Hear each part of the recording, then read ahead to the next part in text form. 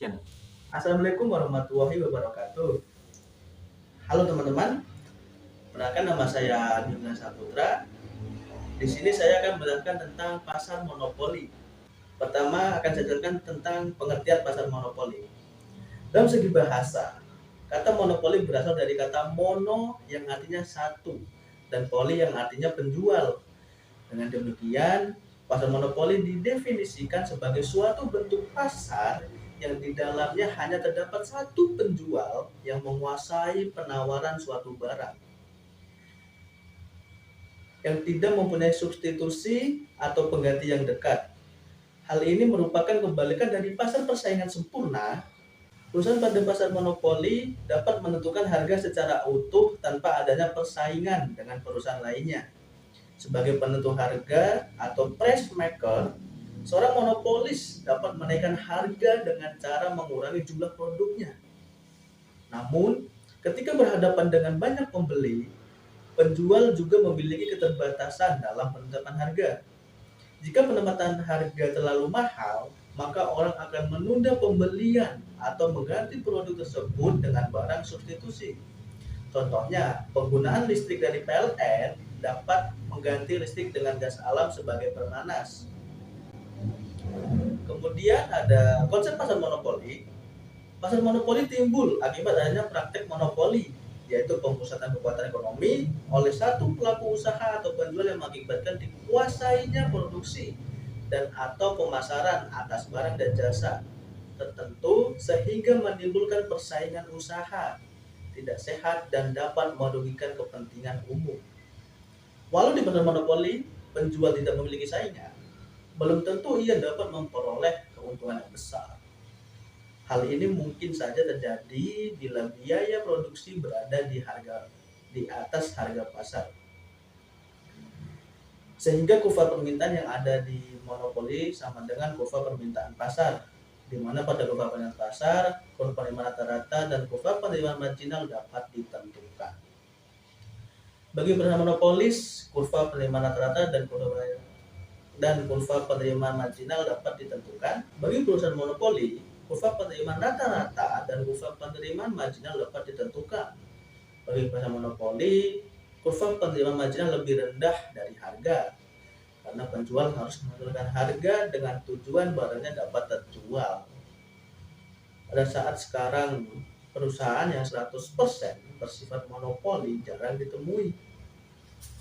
Mungkin hanya beberapa komoditi jasa seperti telepon, gas, air, dan listrik yang benar-benar dikuasai oleh penjual tunggal, terutama di Indonesia dipegang oleh perusahaan pemerintah. Tetapi mereka pun harus menghadapi persaingan dari industri lain. Dan untuk jangka panjang tidak ada perusahaan yang benar-benar bebas dari serangan pesaing. Artinya kemungkinan pasar monopoli tidak akan ada lagi. Kemudian ada ciri-ciri pasar monopoli. Yang pertama ada industri satu perusahaan. Barang atau jasa yang dihasilkan pasar monopoli adalah tidak dapat dibeli dari tempat lain. Para pembeli tidak punya pilihan lain jika ingin membeli produk tersebut. Para pembeli tidak dapat berbuat sesuatu dalam menentukan syarat jual beli di pasar monopoli. Yang kedua, tidak ada barang pengganti serupa. Barang yang diperjualbelikan dalam pasar monopoli tidak bisa digantikan dengan barang lain. Salah satu ciri-ciri pasar monopoli adalah barang tersebut menjadi satu-satunya produk dan tidak dapat ditemukan di perusahaan lain yang identik. Tiga, perusahaan lain sulit masuk dalam industri. Keuntungan yang didapat perusahaan pasar monopoli adalah tidak mendorong perusahaan lain untuk ikut dalam industri tersebut, yang disebabkan banyak hambatan yang kuat. Ciri-ciri pasar monopoli yang satu ini menjadi penyebab utama perusahaan memiliki kekuatan pasar monopoli. Jika ciri-ciri pasar monopoli ini tidak ada, maka banyak perusahaan lain yang masuk dalam industri yang sama dan pasar monopoli akan tidak ada. Yang keempat, perusahaan di pasar monopoli sebagai penentu harga. Hal ini karena perusahaan yang ada di pasar monopoli adalah satu-satunya yang ada di pasar tersebut, sehingga harga ditentukan secara penuh oleh penjual pasar monopoli. Yang kelima, promosi iklan kurang dibutuhkan. Perusahaan dalam pasar monopoli menjadi satu-satunya produsen di pasar, maka secara otomatis pembeli akan membeli produknya, sehingga perusahaan sama sekali tidak membutuhkan iklan untuk promosi. Iklan yang dilakukan hanya untuk menjaga hubungan dengan masyarakat, bukan bertujuan untuk promosi. Terus selanjutnya ada faktor-faktor yang menimbulkan monopoli. Ada 3 faktor yang menyebabkan terwujudnya pasar monopoli sebagai berikut. Yang pertama, ada perusahaan monopoli mempunyai suatu sumber daya tertentu yang unik dan tidak dimiliki oleh perusahaan lain. Dalam suatu perekonomian, monopoli juga dapat berlaku apabila suatu perusahaan menguasai seluruh atau sebagian besar bahan mentah yang tersedia. Yang kedua, perusahaan monopoli pada umumnya dapat menikmati skala ekonomi atau economic of scale hingga ke tingkat produksi yang sangat tinggi. Perusahaan dapat menurunkan harga barang apabila produksi semakin tinggi, dengan demikian harga yang rendah membuat perusahaan baru tidak akan sanggup bersaing dengan perusahaan yang terlebih dahulu berkembang. Keadaan ini mewujudkan pasar monopoli. Yang ketiga, monopoli wujud dan berkembang melalui undang-undang, yaitu pemerintah memberi hak monopoli kepada perusahaan tersebut. Peraturan-peraturan yang mewujudkan kekuasaan monopoli adalah diantaranya yang pertama ada peraturan paten dan hak cipta. Hak cipta atau hak paten adalah suatu jaminan hukum untuk menghindari penjiplakan atau plagiarisme agar usaha mengembangkan teknologi dengan tujuan untuk menciptakan barang baru sehingga memberi keuntungan kepada perusahaan. Haruslah pemerintah melarang dan menghukum berkaitan menciptakan tersebut. Dan kemudian ada hak usaha eksklusif. Dan pada hak eksklusif untuk berusaha, sebagai perusahaan monopoli akan timbul halangan untuk menikmati skala ekonomi secara maksimum. Sebagai akibatnya, setiap perusahaan akan menetapkan harga atau tarif yang tinggi ke atas barang atau jasa yang dihasilkannya. Dari faktor tersebut juga ada beberapa faktor lainnya yang menyebabkan timbulnya pasar monopoli. Di antaranya yang pertama, ada ukuran pasar yang sangat kecil sehingga dengan satu produsen saja sudah dapat mencukupi permintaan pasar. Yang kedua, produsen menerapkan kebijaksanaan penetapan harga atau limit pricing policy, yaitu penetapan harga yang sangat rendah sehingga produsen baru tidak ikut masuk pasar. Yang ketiga, adanya penguasaan bahan mentah. Yang keempat, adanya penguasaan teknik produksi tertentu. Yang kelima, adanya lisensi. Hal ini bisa terjadi karena diperoleh secara institusional. Yang keenam, adanya monopoli yang diperoleh secara alamiah atau tidak perlu adanya paten atau lisensi. Yang ketujuh, hasil pembinaan mutu dan spekulasi yang tidak dimiliki oleh perusahaan lain, sehingga lama-kelamaan timbul kepercayaan masyarakat untuk selalu menggunakan produk tersebut. Yang kedelapan, modal yang besar, berarti mendukung suatu perusahaan untuk lebih mengembangkan dan penguasaan suatu bidang usaha. Untuk selanjutnya ada tentang permintaan dan penawaran di pasar monopoli. Yang pertama ada kurva permintaan. Mengingat di pasar monopoli hanya ada satu produsen, maka kurva permintaan pasar merupakan kurva permintaan produsen tersebut. Perlu dicatat bahwa produsen memiliki kuasa untuk menentukan harga sekaligus kuantitas output. Kurva permintaan dalam monopoli bersifat inelastis karena persentase perubahan harga masih lebih besar dibandingkan persentase perubahan permintaan. Oleh karena itu, kurva permintaan yang terbentuk dari pasar monopoli cenderung turun di sebelah kiri atas menuju kanan bawah sebagai berikut.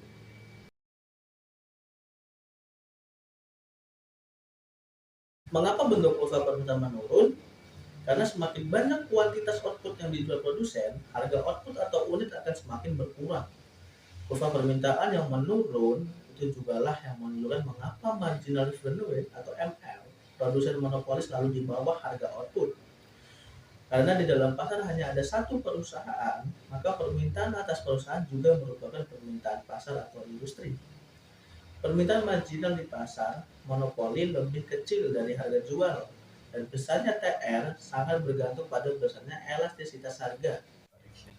Yang kedua, ada kurva penawaran. Itu seperti pasar persaingan sempurna yang memiliki kurva penawaran karena banyak produsen yang ada di pasar. Di pasar monopoli hanya ada satu produsen.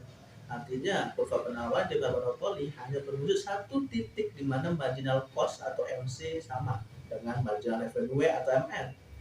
Jikapun terjadi perubahan permintaan yang menggeser penawaran, kita tidak bisa serta-merta menggambarkan kurva penawaran sebagai gabungan dari titik keseimbangan semula dengan titik keseimbangan baru, atau karena bentuknya tidak beraturan. Dengan demikian, kurva penawaran pada pasar monopoli tidak dapat dirumuskan melalui gambar kurva. Selanjutnya, ada keseimbangan jangka pendek pada perusahaan monopoli. Karena seorang produsen monopoli adalah satu-satunya produsen di dalam pasar, maka kurva permintaan yang dihadapinya adalah juga kurva permintaan pasar. Kurva permintaan pasar biasanya menurun dari kiri ke kanan bawah, yang berarti bahwa produsen yang mempengaruhi harga pasar dengan jalan menjual lebih sedikit atau lebih banyak barang produksinya. Dengan demikian, kalau diperbandingkan dengan perusahaan di persaingan sempurna, perusahaan monopoli harus menentukan bukan hanya output yang harus dijual, tetapi juga menentukan berapa harga jual yang bisa menghasilkan keuntungan maksimal baginya.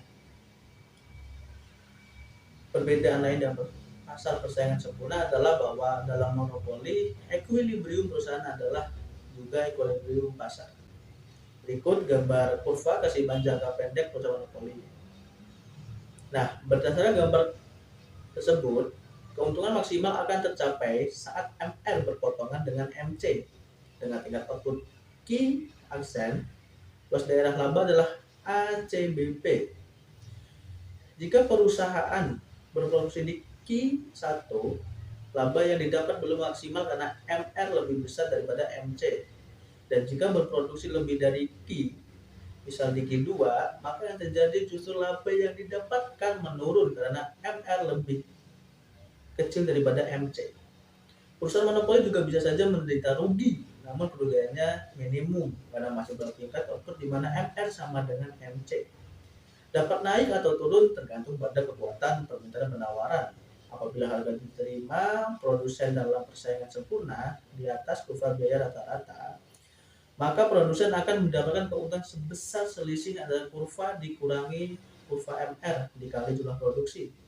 Apabila harga yang diterima produsen di bawah kurva biaya rata-rata, maka produsen akan mengalami kerugian.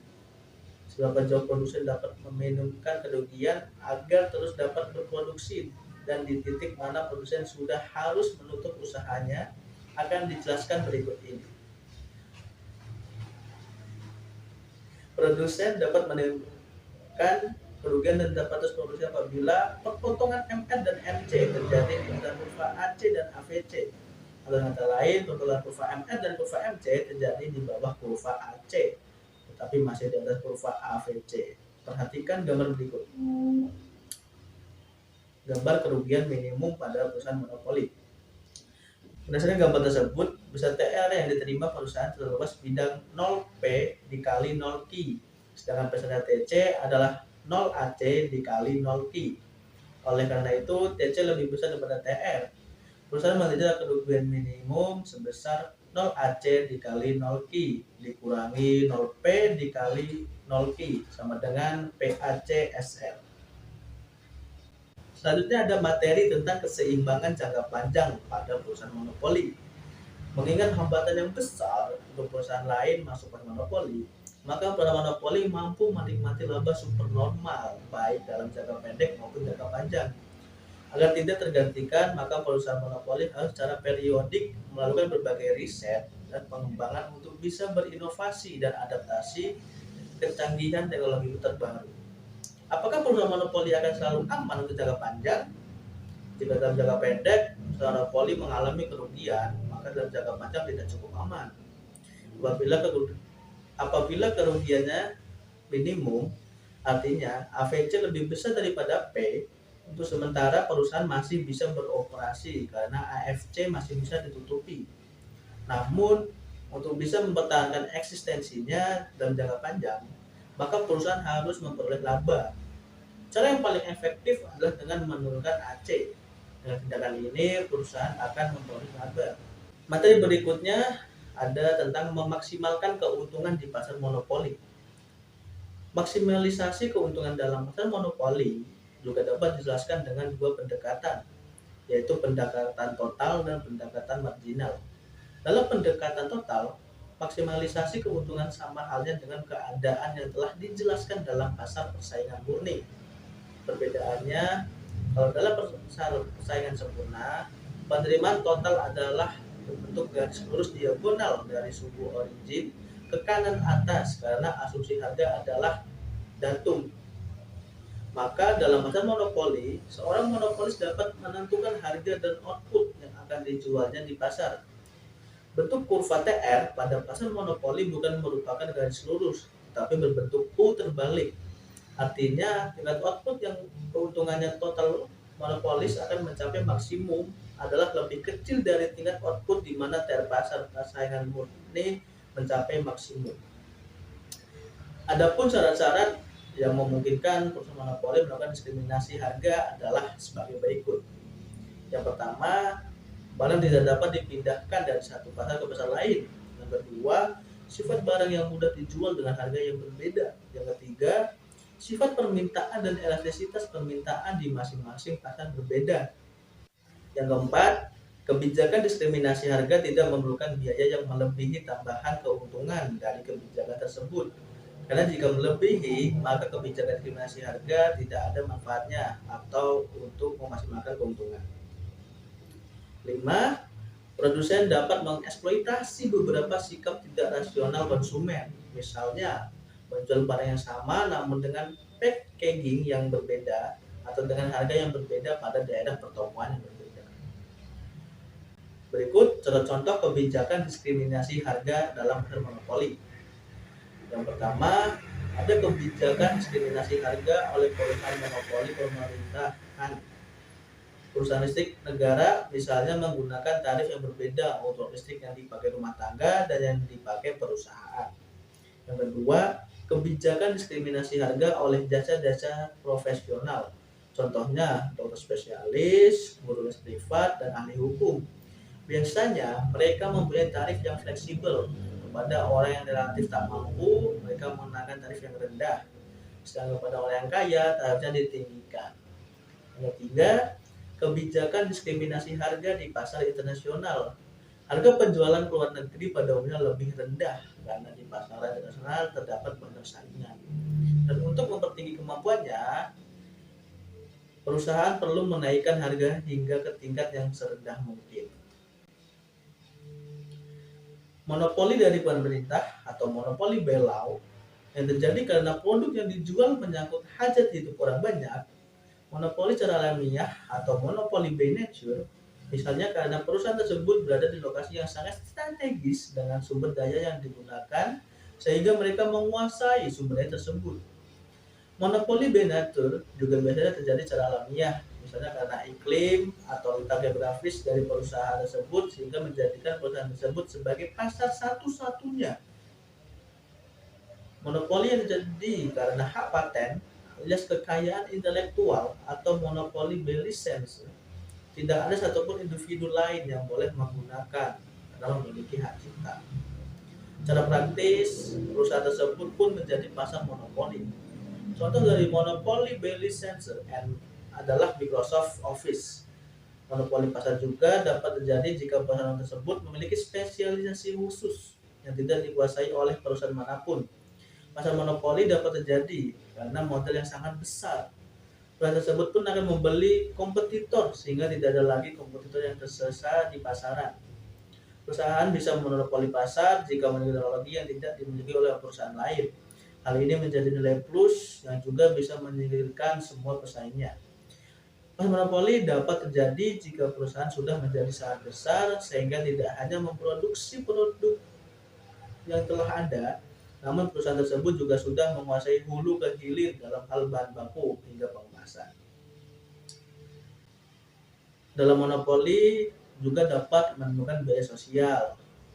Di antaranya, yang pertama ada dead weight loss atau berkurangnya kesejahteraan konsumen karena output yang dijual lebih sedikit dan harga menjadi lebih mahal. Yang kedua, eksploitasi terhadap konsumen dan pekerja.